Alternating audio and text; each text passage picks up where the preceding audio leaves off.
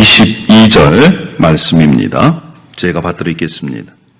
사무엘이 이르되 여호와께서 번제와 다른 제사를 그의 목소리를 청종하는 것을 좋아하심같이 좋아하시겠나이까?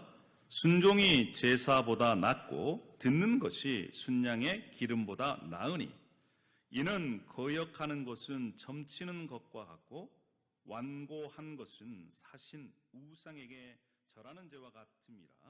왕이 여호와의 말씀을 버렸으므로 여호와께서도 왕을 버려 왕이 되지 못하게 하셨나이다 하니. 우리 16장 말씀 11절 말씀입니다. 또 사무엘이 이새에게 이르되 내 아들들이 다 여기 있느냐? 이새가 이르되 아직 막내가 남았는데 그는 양을 지키나이다. 사무엘이 이새에게 이르되 사람을 보내어 그를 데려오라. 그가 여기 오기까지는 우리가 식사 자리에 앉지 아니하겠노라. 이에 사람을 보내어 그를 데려오매 그의 빛이 붉고 눈이 빼어나고 얼굴이 아름답더라. 여호와께서 이르시되 이가 그니 일어나 기름을 부으라 하시는지라. 사무엘이 기름 뿔병을 가져다가 그의 형제 중에서 그에게 부었더니 이날 이후로 다윗이 여호와의 영에게 크게 감동되니라. 사무엘이 떠나서 라마로 가니라. 우리 17장 말씀입니다. 17장 45절 말씀입니다. 다윗이 블레셋 사람에게 이르되 너는 칼과 창과 단창으로 내게 나오거니와 나는 만군의 여호와의 이름 곧 내가 모욕하는 이스라엘 군대의 하나님의 이름으로 내게 나아가노라. 오늘 여호와께서 너를 내 손에 넘기시리니 내가 너를 쳐서 내 목을 베고 블레셋 군대의 시체를 오늘 공중의 새와 땅의 들짐승에게 주어 온 땅으로 이스라엘의 하나님이 계신 줄 알게 하겠고 또 여호와의 구원하심이 칼과 창에 있지 아니함을 이 무리에게 알게 하리라. 전쟁은 여호와께 속한 것인즉 그가 너희를 우리 손에 넘기시리라. 아멘. 이 말씀은 살아계신 하나님의 말씀입니다. 할렐루야. 아멘입니다. 아멘입니다. 자, 우리 옆에 있는 분, 뒤에 있는 분, 앞뒤로 우리 함께 인사했으면 좋겠습니다. 너무너무 잘 나오셨습니다. 예. 하나님이 당신과 함께 하십니다. 할렐루야. 아멘입니까? 네, 아멘입니다. 여러분, 여름입니다. 여러분 혹시 시카고 여행 해보셨습니까? 예, 주로 이 중부에서 그래도 가까운 곳이 시카고입니다. 9시간, 8시간 정도 걸리는 많은 분들이 시카고 여러 번 다녀왔을 거예요. 시카고에 가면 올드 다운타운에 가면 교회가 있습니다. 그 교회가 무디 처치입니다. 여러분, D.L. 무디라고 아십니까? 세계적인 설교가요, 전도자의 무디. 이 무디가요, 살아생전에 100만여 명을 전도했습니다. 어마어마한 일이죠. 특별히 이 무디는요, 우리 대한민국 1907년도 평양 대부흥운동을 직간접적으로 영향을 준 그러한 인물입니다. 그런데 이 D.L. 무디의 최종 학력이 뭐냐? 연세 드신 분들은 국졸, 요즘은 초등학교 졸업입니다. 그가 학력이요, 초등학교밖에 나오지를 않았습니다. 그리고 어릴 때에는 친구들이 이렇게 놀렸다고 그래요. 너는 정말 희망이 없는 아이야. 너가 내 친구인 것이 부끄럽다. 이렇게 친구들로부터 놀림을 받은 이 어린아이가 D.L. 무디였습니다. 뿐만 아니라 교회에서도요, 왕따를 당했어요. 왜냐? 성경을 찾을 줄 몰라요. 그리고 성경 구절도 암송도 잘 안 돼가지고 아이들이 왕따를 시켰습니다. 그가 하나님의 은혜를 받아서 신학교를 갔어요. 그래서 이 신학을 공부하고 싶어서. 그런데 신학교에서 퇴짜를 옵니다. 왜? 너는 신학을 공부할 만한 소양이 없다. 그러니까 신학이 좀 어렵잖아요. 성경책뿐만 아니라 다른 서적을 읽어도 잘 이해를 못하니까 신학교에서 너는 아직까지 준비가 되지 않았다. 이렇게 거절을 했다고 합니다. 만약에 여러분들이 이런 지경이라면 여러분 삶을 어떻게 살았을까요? 그런데 이 D.L. 무디는 거기에서 자신의 인생을 멈추지 않았습니다. 그는 철저하게 예수님과 동행하는 삶을 살았습니다. 다른 사람들이 어떻게 보든지 상관하지 않고 자기 안에 있는 성령께서 주시는 감동을 따라서 어떻게든 매일매일 하루마다 말씀을 읽고 묵상하고 기도하고 성령님과 친밀하게 교제함을 통해서 하나님께 쓰임받는 그러한 인물이 되었습니다. 여러분, 하나님께서 쓰시는 사람은요, 잘나고 또 능력 있고 아닙니다. 많은 사람들 아니에요. 하나님을 최우선적으로 사랑하는 사람들을 하나님은 쓰시는 것입니다. 할렐루야. 자, 그래서 우리 옆에 있는 분에게 함께 이렇게 얘기했으면 좋겠어요. 하나님께 쓰임받는 삶을 삽시다. 우리 옆에 있는 분에게 그렇게 합니다. 하나님께 쓰임받는 삶을 삽시다. 예, 여러분, 하나님께 쓰임받는 인생이 최고의 인생 되는 줄 믿습니다. 아멘입니까? 여러분, 오늘 본문은요, 하나님께서 선택했어요. 그래서 기름 부음을 받았습니다. 한때는 하나님의 영이 그에게 임했습니다. 그리고 왕으로 쓰임을 받았지만 하나님의 말씀을 버림으로 인해서 버림받는 사람이 나옵니다. 또 한 사람은 하나님께 선택을 받아 성령의 감동으로 하나님께 쓰임받는 사람이 나옵니다. 누구와 누굽니까? 한 사람은 사울이고 한 사람은 다윗. 사무엘상 15장에서부터 17장의 말씀이 바로 두 사람의 이야기를 우리에게 알려주고 있습니다. 한 사람은 점점 망해갑니다. 한 사람은 점점 하나님으로부터 떠납니다. 근데 한 사람은 성령의 감동으로 말미암아 승리하는 인생을 사는 모습을 우리가 보게 됩니다. 사랑하는 여러분, 사무엘이 사울에게 가서 하나님의 메시지를 전달을 합니다. 아말렉을 진멸하라는 거예요. 왜요? 아말렉이 이집트에서 모세를 통해서 이 출애굽할 때에 뒤쪽에 남아있는 연약한 어린아이들을 공격을 합니다. 그래서 그것에 대한 심판으로 진멸해라. 왕부터 백성까지 모든 가축을 진멸하라라고 명령을 합니다. 그래서 사울이 군대를 소집을 해요. 그리고 갑니다. 그리고 진멸해요. 사울 왕이 아각을 사로잡습니다. 그리고 진멸하라고 하는 그 말을 순종하지 않고 좋은 것만, 아주 튼실한 짐승들만 남겨놓습니다. 하찮고 값어치 없는 것들은 진멸을 합니다. 이것을 하나님께서 사무엘에게 알려줍니다. 그리고 사무엘이 가서 사울에게 책망을 합니다. 하나님께서 사울을 택하신 것을 후회합니다. 그런데 사울의 모습은 계속적으로 변명으로 일관을 하게 되는 것이지요. 사무엘은 슬퍼합니다.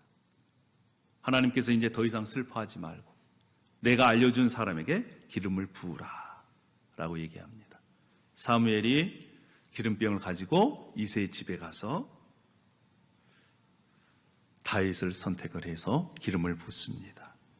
여러분, 오늘 본문을 통해서 하나님을 버린 사람, 그 사람은 어떠한 특성이 있는지를 우리가 함께 보도록 하겠습니다. 여러분, 첫 번째로 하나님을 버린 사람, 그 사람의 특징은 뭐냐면요, 눈에 보이는 것에 마음을 빼앗기는 사람이에요. 여러분, 우리는요, 두 가지의 눈을 가지고 있습니다. 한 가지는 육신의 눈이에요. 또 한 가지는 어떤 눈입니까? 영적인 눈입니다. 즉, 육신의 눈은 보이는 것만 보는 거예요. 영적인 눈은요, 보이지 않는 것을 볼 수 있는 눈이 바로 영적인 눈인 것입니다. 그런데 하나님을 버린 사람들의 특징을 보니까 바로 육신의 눈, 그 눈을 따라서 산 사람들이에요. 자, 우리 사무엘상 15장 24절에 사울이 이렇게 변명을 합니다. 자신이 보니까 누구를 두려워한 거예요? 눈에 보이는 백성을 두려워해서 하나님의 말씀을 버렸다, 이렇게 얘기를 합니다. 사울의 눈에는 누가 보였습니까? 하나님이 보인 것이 아니라 육신의 눈, 백성들이 보인 것입니다.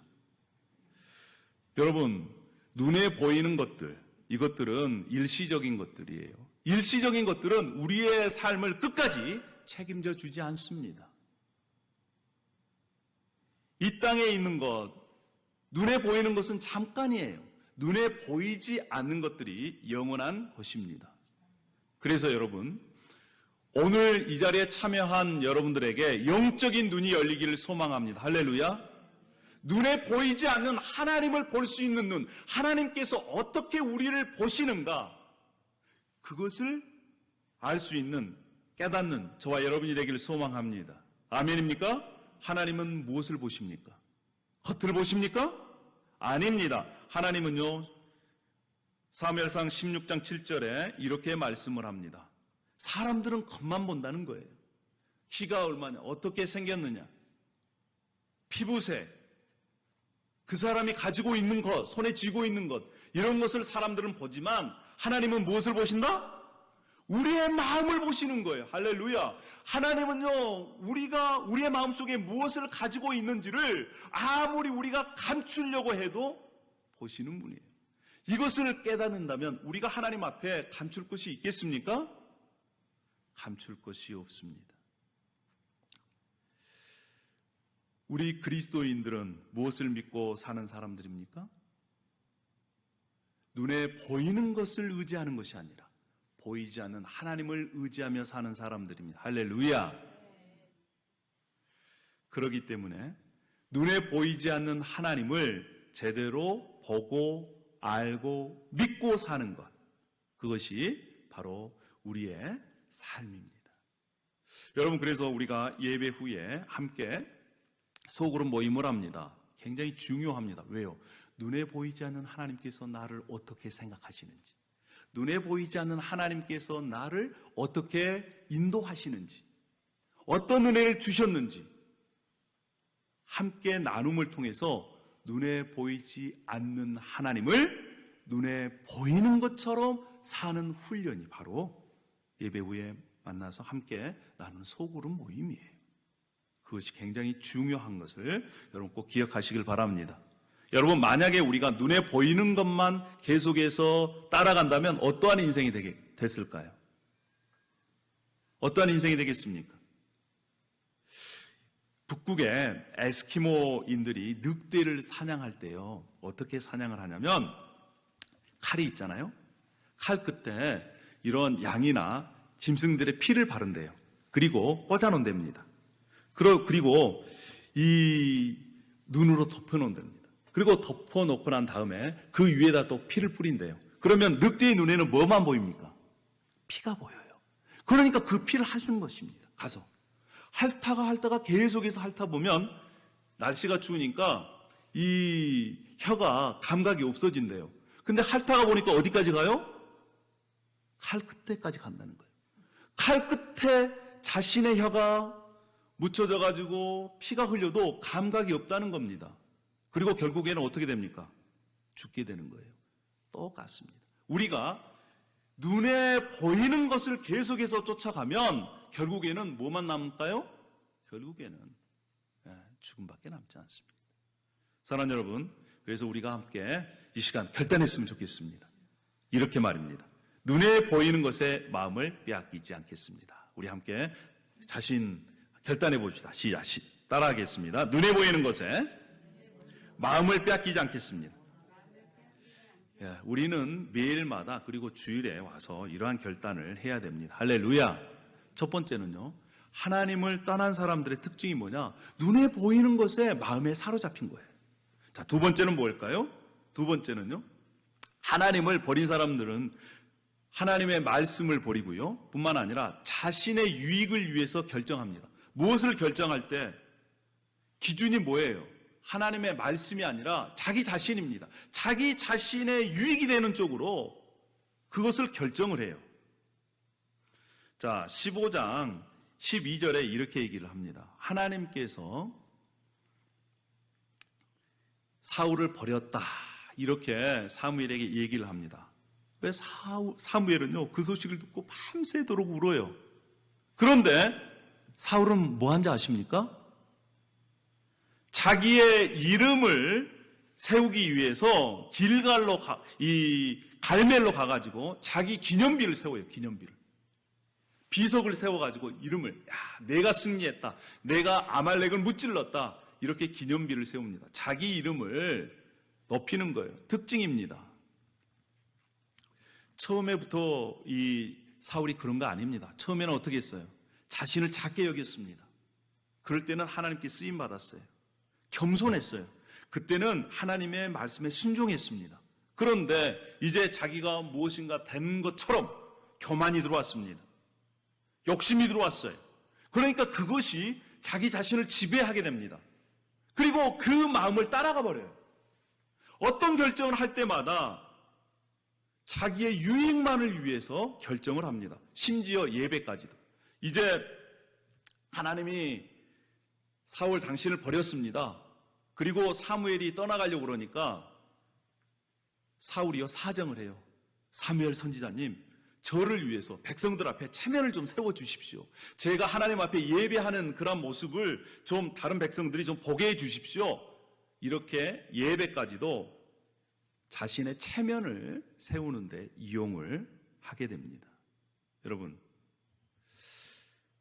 하나님을 떠난, 말씀을 버린 그런 사람들의 특징 뭐라고요? 자신의 유익, 자신의 탐욕을 위해서 결정하는 것. 여러분, 그래서 우리가 결정하는 그것들, 선택하는 그것들을 유심히 살펴볼 필요가 있습니다. 정말 하나님을 위해서 이 결정을 하는 것일까? 아니면 하나님을 버리고 하나님보다도 나의 유익을 위해서 이렇게 결정하는 것일까? 그것을 점검하고 하나님 편에, 하나님을 선택하는 그러한 연습과 훈련이 우리에게 꼭 필요합니다. 할렐루야. 두 번째는요, 자신의 유익을 따라서 선택하는 사람들이 바로 하나님을 떠나가고 있는 뿐만 아니라 하나님을 떠난 사람들의 모습입니다. 자, 그러면 세 번째, 하나님을 떠난 사람, 또 하나님을 떠나고 있는 사람들의 특징이 뭘까요? 이 사람들의 특징은요, 거짓말을 합니다. 남의 탓을 해요. 뿐만 아니라 또 뭐합니까? 핑계를 댑니다. 핑계를 대요. 사무엘이요, 사울에게 얘기합니다. 왜 하나님의 말씀을 청종하지 않고 불순종했습니까? 이렇게 추궁하니까 사울이 제일 처음에 뭐라 그러는지 아세요? 아니, 제가 하나님 말씀을 들었어요.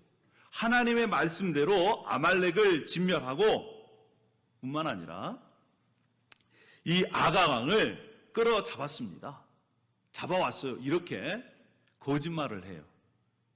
사울이 정말 그렇게 했습니까? 아니에요.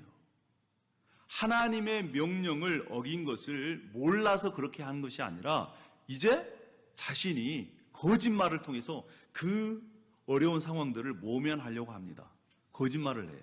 뿐만 아니라 두 번째는 어떤 특징이 있다고요? 남의 탓을 해요. 어떤 탓을 합니까? 자, 15장 21절에 이렇게 얘기합니다. 백성이 자신이 좋은 것을 남겨둔 것이 아니라 백성들이 원해서 그랬습니다. 백성들이. 이렇게 남의 탓을 해요. 여러분, 성령 충만하면요, 남의 탓을 하지 않아요. 성령 충만할 때는 우리가 어떤 것을 지적할 때도 그래, 내가 잘못했어. 하나님께도 하나님 죄송해요. 제가 잘못했어요. 이렇게 죄를 인정하는데 꼭 자기가 충만하면 누구 탓을 해요? 예, 다른 사람 탓을 합니다. 특징이에요. 그래서 우리의 삶 가운데 나보다 다른 사람 탓을 하면 내 신앙에 조금 이렇게 문제가 생겨가는구나 꼭 생각하십시오. 다른 사람 탓을 합니다. 그리고 또 뭐예요? 핑계를 댑니다. 핑계를. 이것을 남겨둔 것은 튼실한 짐승을 남겨둔 것은 하나님을 예배하기 위해서입니다. 이렇게 핑계를 대요. 그러니까 하나님께서 그것을 받으시겠어요? 안 받습니다. 그래서 유명한 말씀을 하나님께서 사무엘을 통해서 하시는 거예요. 그것이 15장 22절의 말씀입니다. 하나님이 무엇을 원하시느냐? 순종이 제사보다 낫고 순양의 기름이 듣는 것이 순양의 기름보다 낫다. 하나님께서 원하시는 것은 변명과 핑계로 하나님이 원하지 않는 것으로 하나님께 예배하고 제사하는 것이 아니라 하나님의 말씀에 순종하는 것을 하나님께서 더 원하신다. 순종이 제사보다 낫다. 이렇게 말씀을 하시는 것입니다. 사랑하는 여러분, 우리가요 거짓말하거나 남의 탓을 하거나 핑계대는 것 언젠가 우리 스스로의 입술로 하나님 앞에 고백하게 될 날이 올 때가 있어요. 성경에는 분명히 말씀하고 있습니다. 우리 각 사람이 자기 일을 하나님 앞에 짓고 하리라.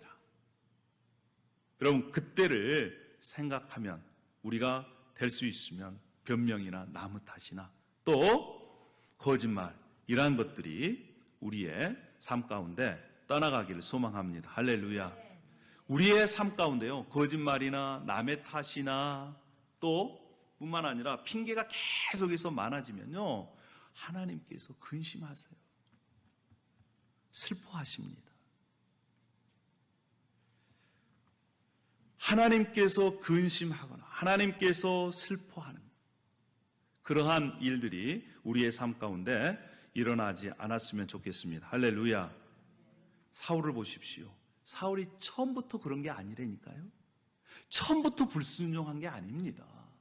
처음에는 사울도 하나님께 순종했어요. 그런데 점점 자기 욕심을 따라서 또 눈에 보이는 것을 따라서 뿐만 아니라 자기의 유익을 따라 선택하고 결정하고 그것들이 점점 가니까 거짓말하고 남의 핑계를 대고 남의 탓을 하고 그러면서 하나님으로부터 점점 멀어졌습니다. 결국에는 하나님을 버렸어요. 하나님의 말씀을 버렸습니다.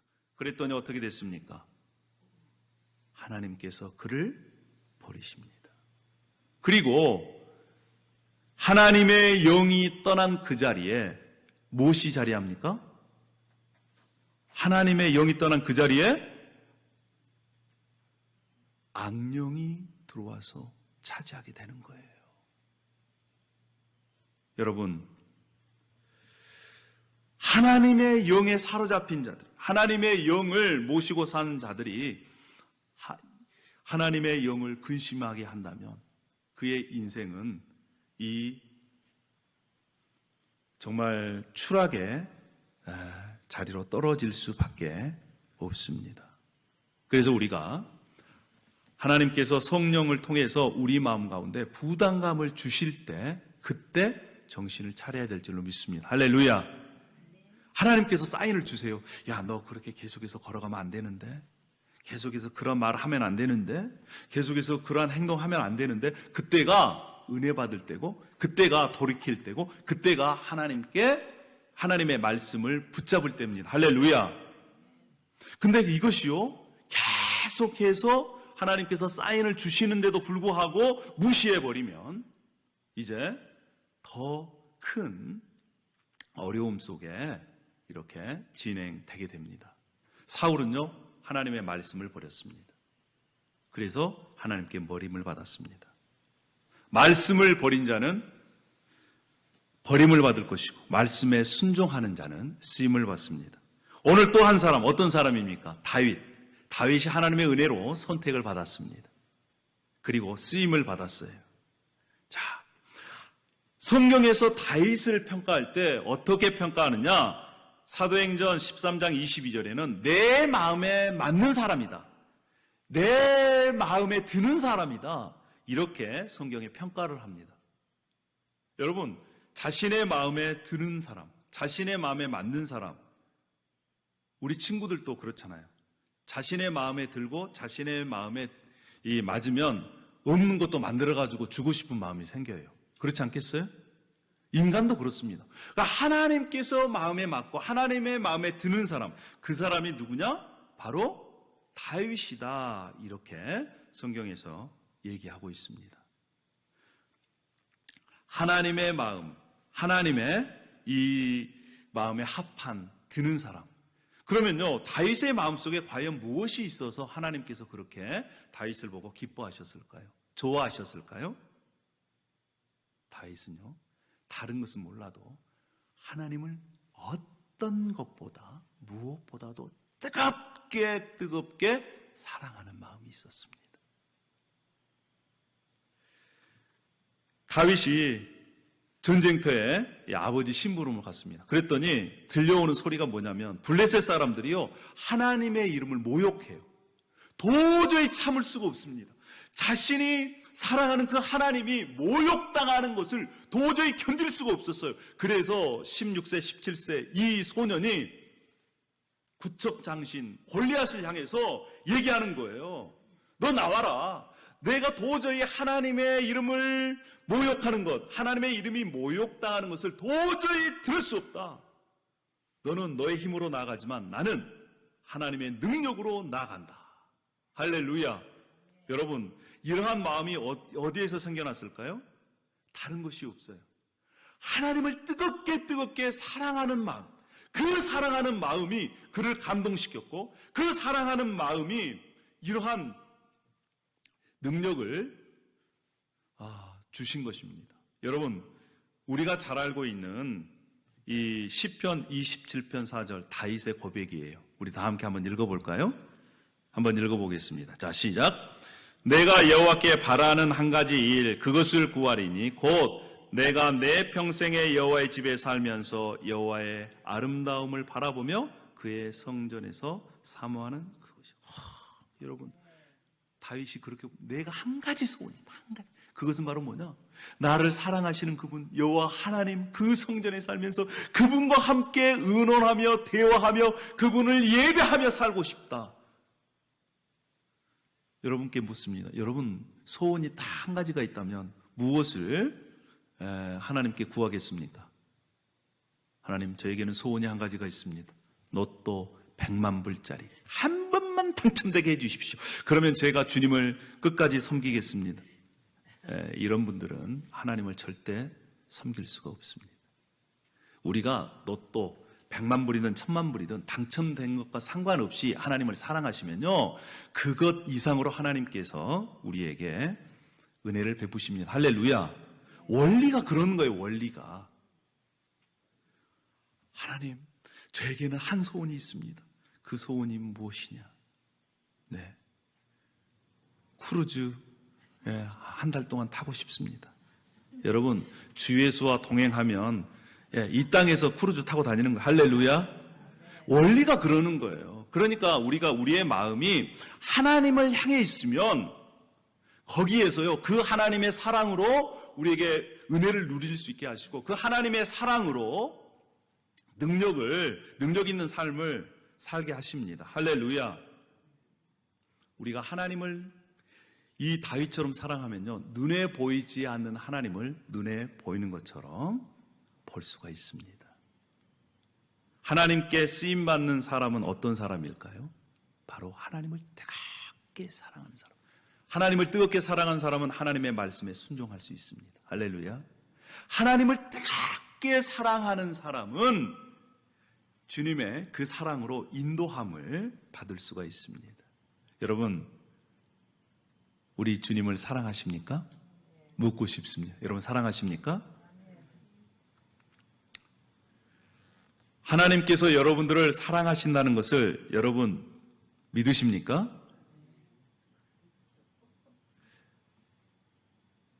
예수 그리스도께서 여러분을 위해서 십자가에서 죽으셨음을 믿습니까? 성경 로마서 5장 8절에 이렇게 말씀을 합니다. 성령으로 말미암아 하나님의 사랑이 우리의 마음 가운데 부은 바 되었다.